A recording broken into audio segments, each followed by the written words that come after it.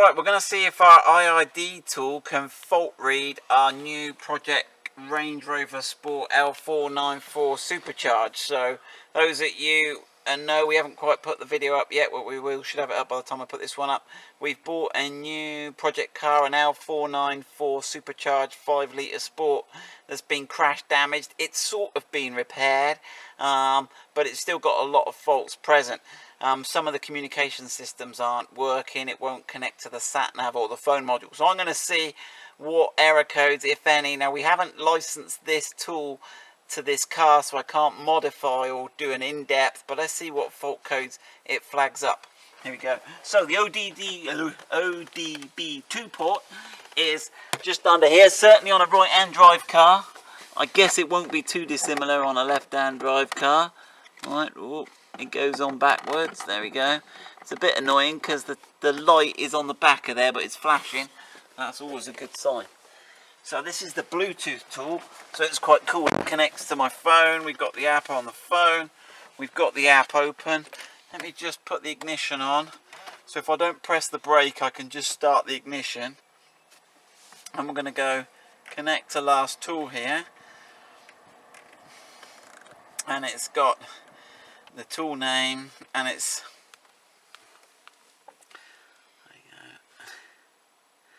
And we've got the VIN number there. It's a Sport 2016.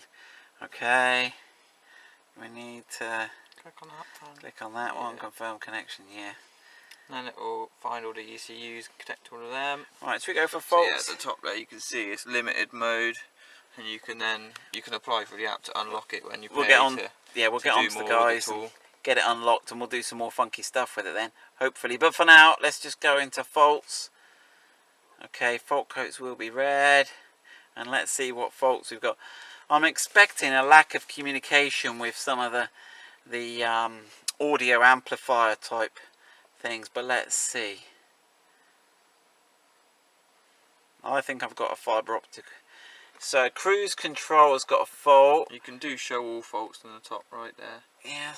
So that organises it by ECU, okay. or you can just, this will give you so more. Forward-looking sensor component failure, obstructed or blocked. Now, when I drove it back, I did have the trade plates on the front, which are like license plates that, and I think I was covering it then. And let's have a look. That was at 69,000. So was that about when I was driving it home? I think so. I can't see my current mileage. It gives you the date as well. So yeah, 21st, triggered on the 21st. High-speed CAN communication bus signal message failure, invalid serial data received. There we go, and that was at a couple of months ago. 66,000 kilometres. And what date was that on? That was in 12th of April.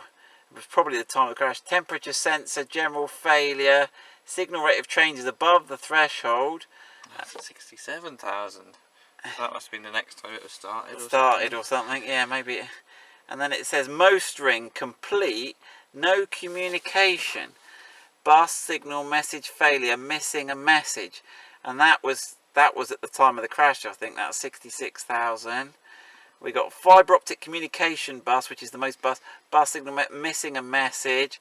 So I think that's the. So that's that's under the front control category. Yeah. No, gear shift, invalid data received by the body at 60 for invalid data from the body control module, which was at the time of the crash. Touchscreen frequency modulation, pulse width modulation failure, no signal. That was figured at the time of the crash. It's under camera. What is the IM camera? Parking aid. Parking aid module. Rear left outer sensor. Component failure. So that's at the time of the crash.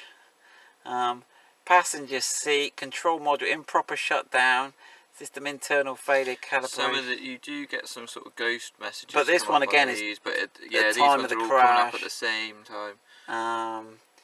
Power running board. See, that's at 0 kilometres.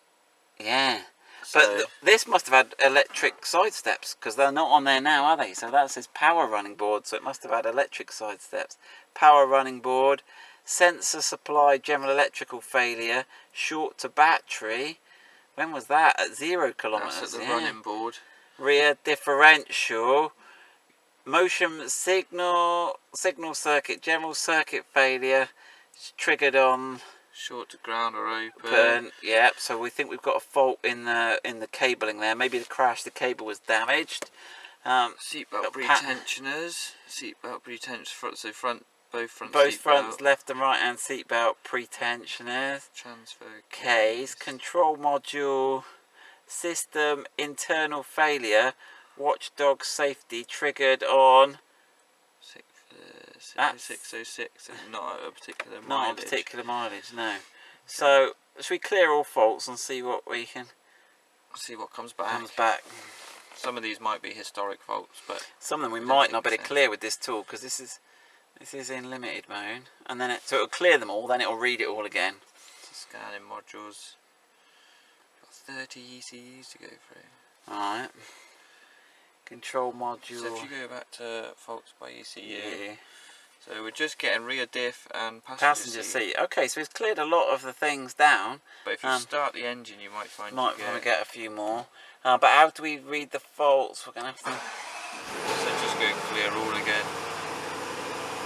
But then it will clear the ones that have generated now. Yeah, but those two will come back because they're persistent ones, so you'll probably find we won't be able to clear these without fixing something. Just go main menu. Go back. Faults. You're going to have to clear all. It won't clear all.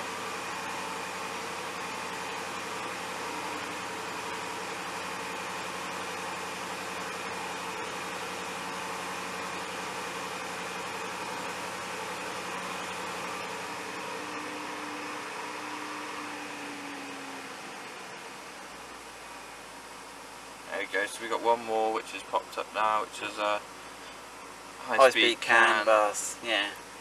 So which we suspect, because we've got no infotainment on this one, so we suspected there was possibly an issue on the most bus circuit or something. Yeah. So anyway, that's given us a start, but even the IID tool in restricted mode is still pretty useful. It's still enabled us to read faults and clear some faults, so that's quite interesting. Good luck with that.